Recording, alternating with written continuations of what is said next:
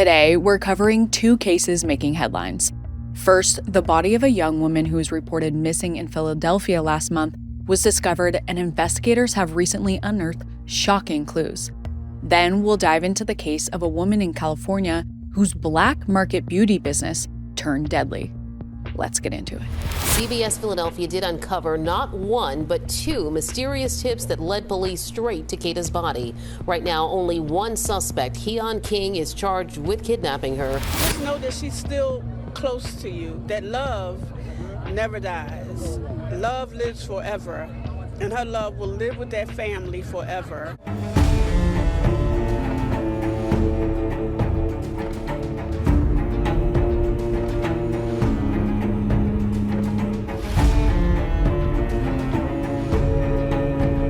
Hi, I'm Katie Ring, and this is Crime House Daily, your weekday true crime companion. We follow the cases making headlines now where justice is still unfolding. This is a First Watch episode bringing you today's biggest crime stories. Don't forget to subscribe to my YouTube channel at Crime House Daily so you never miss an episode. This episode discusses active criminal cases and breaking news. The information we share is based on what's publicly available at the time of recording and may change as new evidence comes to light. We aim to inform, not to decide guilt or innocence. So everyone mentioned is presumed innocent until proven guilty in a court of law.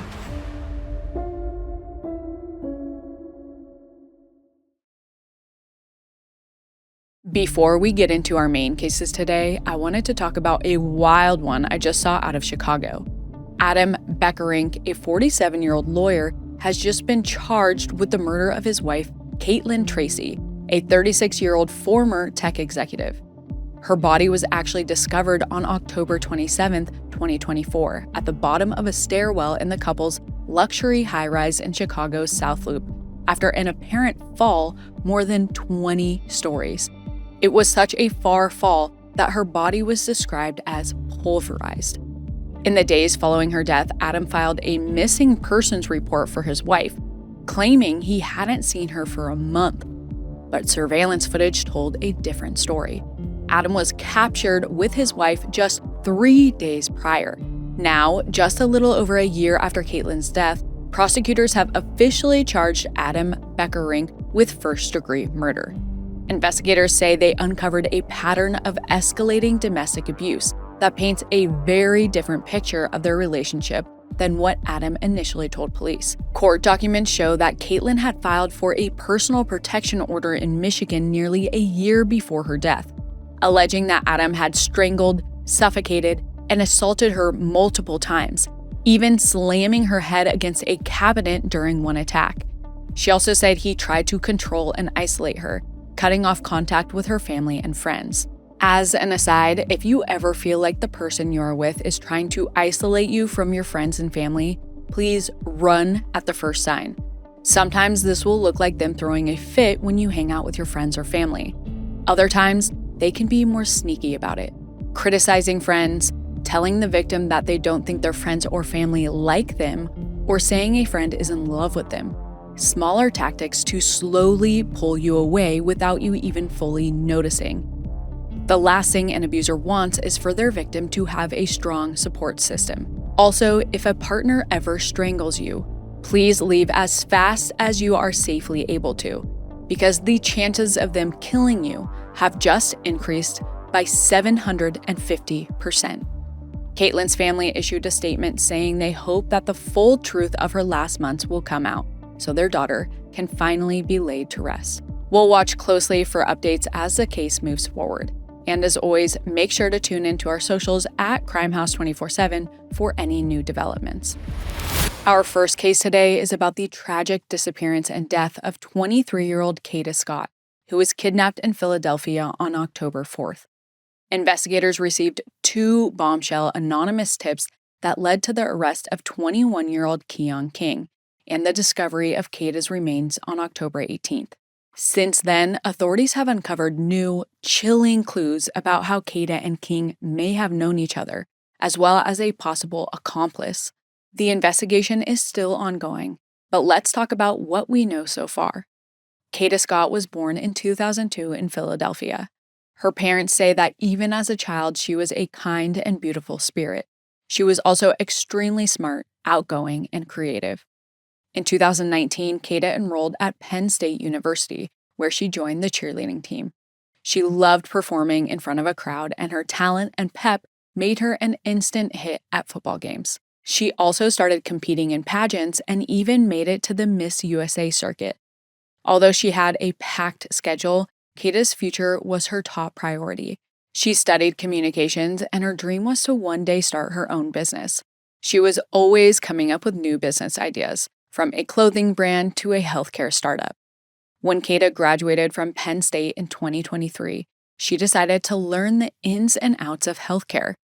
So she moves back in with her mom and gets a job as a caregiver at the Terrace at Chestnut Hill, which is an assisted living facility. She's always pictured a life helping people, but pretty soon, Kada has to focus on keeping herself safe. In late September 2025, 23-year-old Kada starts getting threatening phone calls from multiple unknown numbers.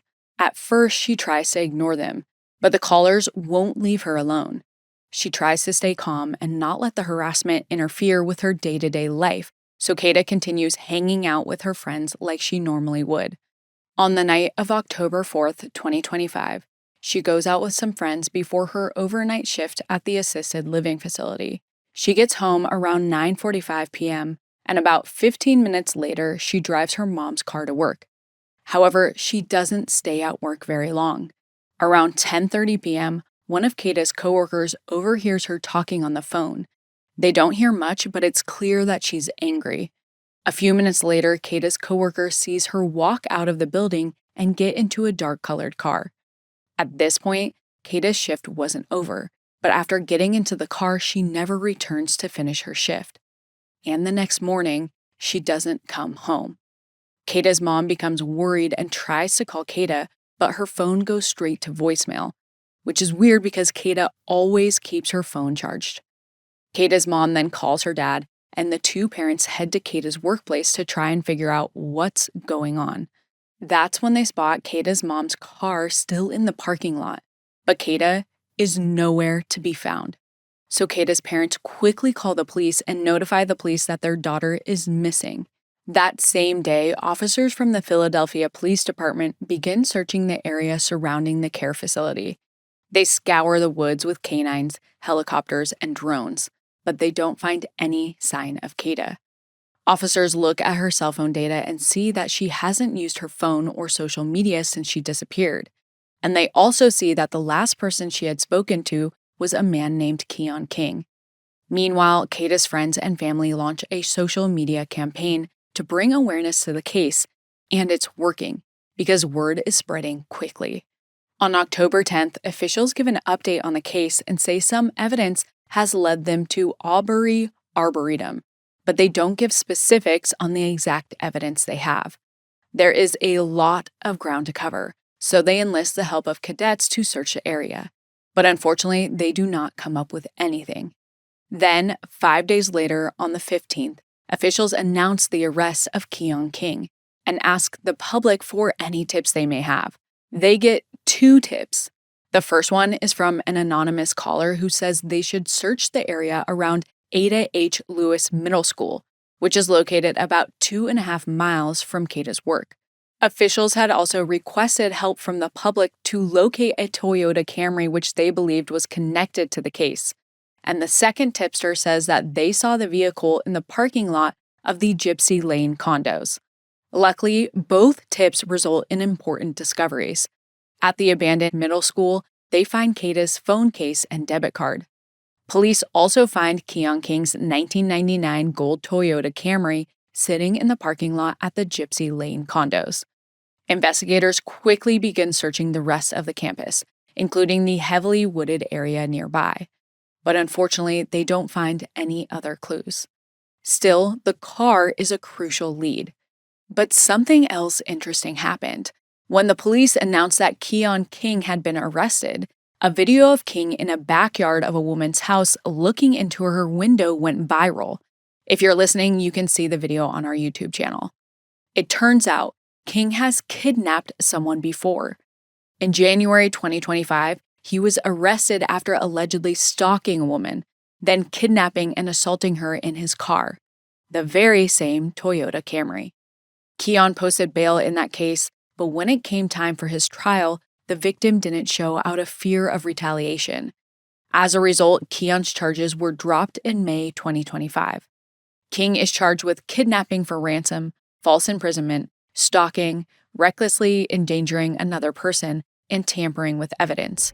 And the DA also refiles his charges from the previous kidnapping case. However, Keon doesn't tell them anything about Kada's potential whereabouts. He won't even tell them whether she's alive or not, or how they even know each other. But on the evening of October 17th, investigators get another call. And it changes everything. It's another anonymous tip from a caller who tells them to go back to the Ada H. Lewis Middle School because they've missed something big. I've seen so many people on social media talking about how clothes are getting more and more expensive, but the quality of the fabrics keeps getting worse and worse. It feels like even designer labels are using polyester but charging the prices of real quality fabrics like cashmere, wool, and real silk. I've been searching for some staple pieces for fall and winter that are made of high-quality real fabrics that will actually last. And if you're in the same boat, you need to check out Quince.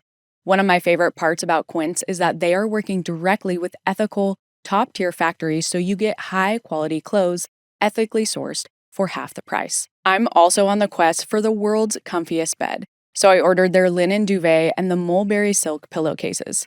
For anyone who has asked about the hair, 100% silk, not polyester satin, is key to protecting it. So I'll make sure to report back on those. Step into the holiday season with layers made to feel good, look polished, and last. From Quince. Perfect for gifting or keeping for yourself. Go to quince.com/CHD for free shipping on your order and 365-day returns. Now available in Canada too. That's QUINCE.com/CHD to get free shipping and 365-day returns. Quince.com/CHD. On the evening of October 17th, 2025, investigators from the Philadelphia Police Department and the FBI receive a second anonymous tip about the disappearance of Kada Scott. The caller tells them to return to Ada H. Lewis Middle School, where some of Kada's belongings were previously found, because they missed something big the last time they were there. Investigators venture into the surrounding woods and start to notice a strange smell. As the smell gets stronger, it leads them to a wooden board on the ground with fresh dirt underneath it. Investigators know immediately what this means. They don't bother grabbing shovels. Instead, they drop to the ground and begin digging up the dirt with their bare hands. They dig past maggots, and the deeper they get, the worse the smell becomes. Finally, they uncover human remains. They're only partially decomposed, so investigators can tell it's Kada Scott. As they wait for confirmation from the medical examiner, investigators begin poring through digital evidence. And soon, they discover some disturbing evidence regarding the circumstances surrounding Kada's death. They learn that Keon and Kada did know each other, at least briefly. On October 2nd, 2 days before Kada went missing, she received a text message from an unknown sender. It turned out to be Keon telling her he got a new number. From there, investigators find something chilling. On October 4th, the day she went missing, Kada texted Keon, quote, "Kidnap me again," and he replied, "Better be up too." Now, we don't know if Kada actually meant to kidnap her. A lot of people use this term as in, hey, come through and pick me up, not actually kidnap. But unfortunately, if she didn't want to be kidnapped, it was a unfortunate use of words. But from there, the clues only get more weird.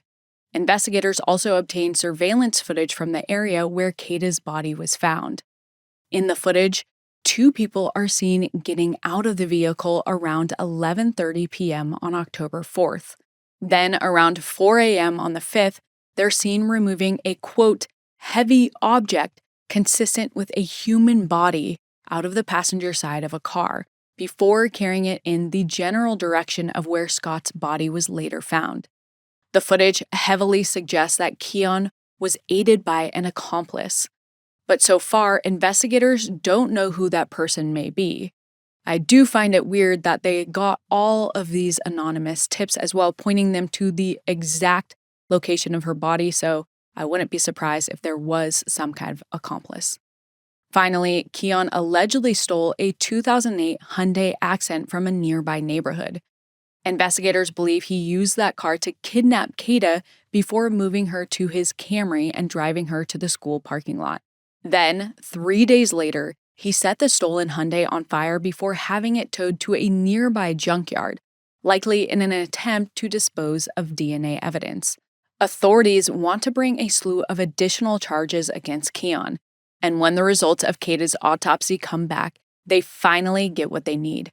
At the same time, the results paint a tragic picture of her final moments. According to the ME, Kada died just 20 minutes after she left work from a single gunshot wound to the head. By October 25th, Keon is also charged with murder, arson, causing a catastrophe, conspiracy, robbery, and abuse of a corpse, and he's denied bail. So far, a court date hasn't been made public. On Sunday, October 26th, Kada's family held a balloon release outside of the Philadelphia Art Museum in her honor. This case is developing rapidly, so we'll be sure to give you any updates as soon as we have them. Our second story today involves a shady beauty scheme that resulted in at least 3 deaths. Libby Adame was nicknamed the California Butt Lady after she gained infamy for performing under-the-table butt injections. Even after she and her daughter were convicted of manslaughter, Libby kept soliciting clients. And on October 9th, 2025, she was found guilty again, this time for murder. So, what led her to pursue black market beauty scams in the first place? Let's dive in. The demand for cosmetic procedures has steadily risen over the last decade. And considering the high costs of many of these procedures, many shady practitioners have sprung up to meet that demand. If you are injecting anything into your body or having anyone cut into you, please, please, please do extensive research and make sure they are a person who is licensed and has no arrest record. Even if they do have a license, please do your research. As we will see in this case, going to the wrong person can sadly cost you your life. No one knows how Libby Adame got her start as a fraudster, but one thing is certain, she does not have a medical degree. However, in 2012, when Libby was 42 years old, that didn't stop her from launching a black market business, performing illegal butt lifts in LA and the surrounding areas. Libby solicits clients on Instagram and enlists the help of her daughter, Alicia Galaz, who is 15 at the time. Together, they provide customers with liquid silicone injections. People looking to get a butt lift are interested in this method because it's less invasive and cheaper than getting implants. However, it's extremely dangerous. Liquid silicone can enter the bloodstream and cause a variety of serious issues, including fatal blood clots and strokes. For that reason, silicone injections aren't FDA approved. So if someone in the US wants them, they need to find someone like Libby. In 2018, a woman named Taryn Quinteri reaches out to Libby, but she's not certain if she actually wants to go through with it. That's when Alicia, Libby's daughter, shows Taryn her supposed butt lift. And when Taryn sees what Alicia looks like, she's sold. She pays Libby and Alicia $3,000 for one round of injections. But she doesn't live in LA, so she meets them in a Las Vegas hotel room, where a few other women are getting injections done too.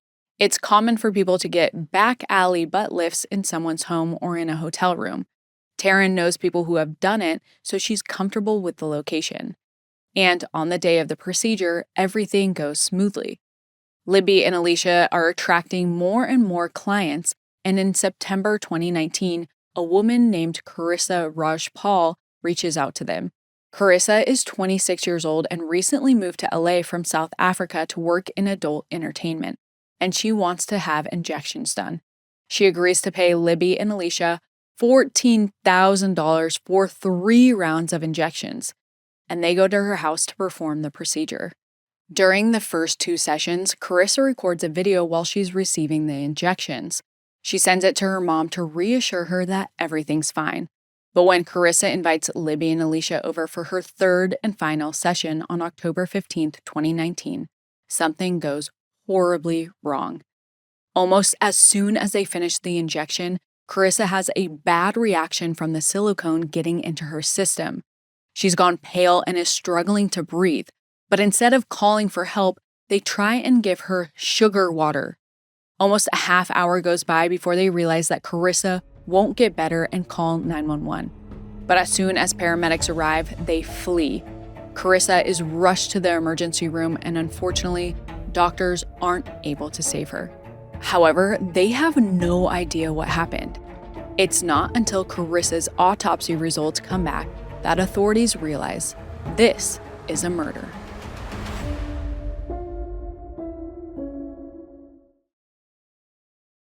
In October 2019, 26-year-old Carissa Rajpal dies from complications of silicone injections, which were administered to her illegally by 51-year-old Libby Adame and her daughter, 23-year-old Alicia Galaz. Following her autopsy, Carissa's manner of death is listed as homicide, and the cause is acute cardiopulmonary dysfunction as a result of silicone injections. Police begin looking into what happened, but they don't make any arrests. Despite killing someone, Libby and Alicia continue to perform illegal butt lifts, and 2 years go by. However, what they don't know is that the authorities are onto them. They're just waiting until they have enough evidence before closing in. Finally, on October 5th, 2021, Libby and Alicia are arrested at their Riverside, California home and charged with second-degree murder. They post their $1 million bail, but they're ordered to turn in their passports and wear ankle monitors. As they gear up for trial, LAPD investigators encourage other people who have received injections from Libby and Alicia to speak out. Soon, they're contacted by multiple women who have received botched treatments that resulted in a range of complications, including Taryn Quinteri, who met Libby and Alicia in a Vegas hotel room in 2019, months before Carissa was killed. Taryn's procedure had seemed to go well, but then 6 months later, she developed a severe, persistent rash that wouldn't go away. When she went to the doctor, she told them about the procedure, and they discovered that the silicone was seeping into her muscle tissue. It had migrated into her legs and her sciatic nerve, and she had to have surgery to fix the issue. And a few years later, she underwent another procedure, but could only get about 50% of the chemicals removed. But that's not all. When Libby and Alicia's trial finally moves forward in 2024, prosecutors show footage from 2018, a year before Carissa died. The footage was captured in a salon, and it shows Libby fleeing the scene as medics arrive to try and save another one of Libby's clients.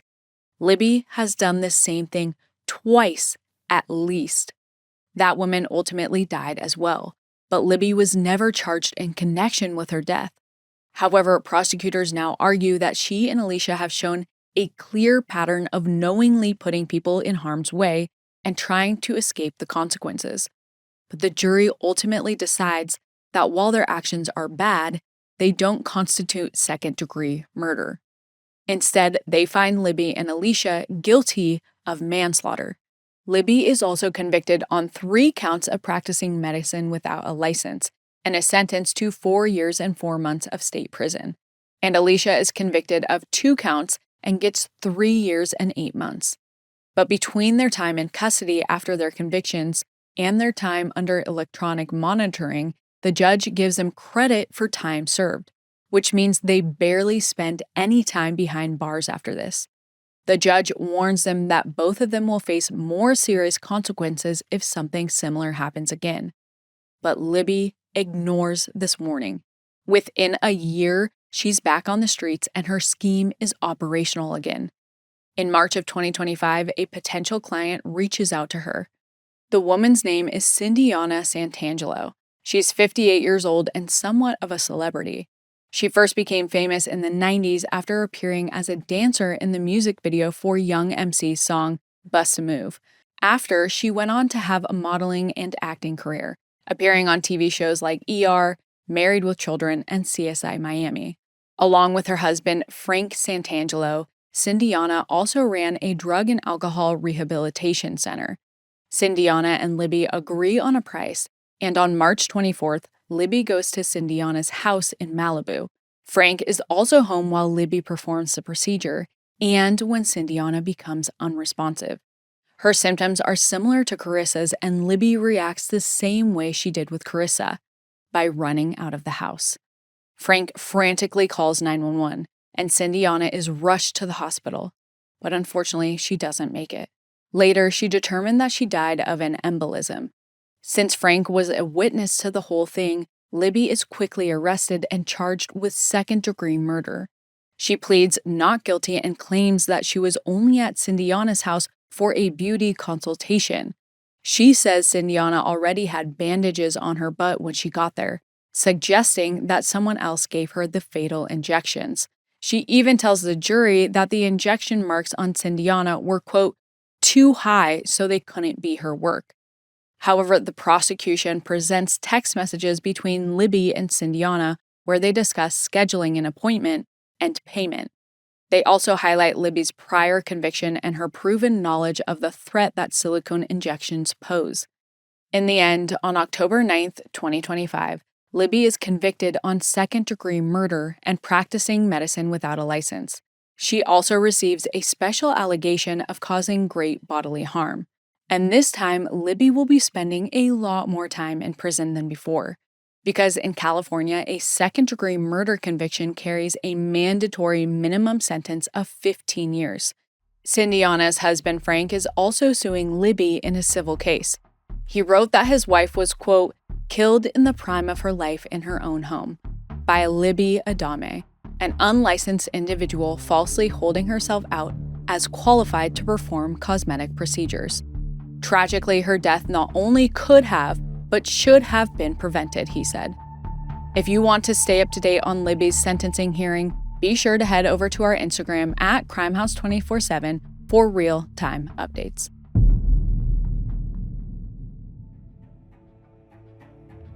What did you think of today's cases? Drop your thoughts and theories in the comments. See you next time. If you haven't already, subscribe to our YouTube channel at CrimeHouse Daily and follow us on social media at CrimeHouse247 for real-time updates, because the pursuit of justice never stops.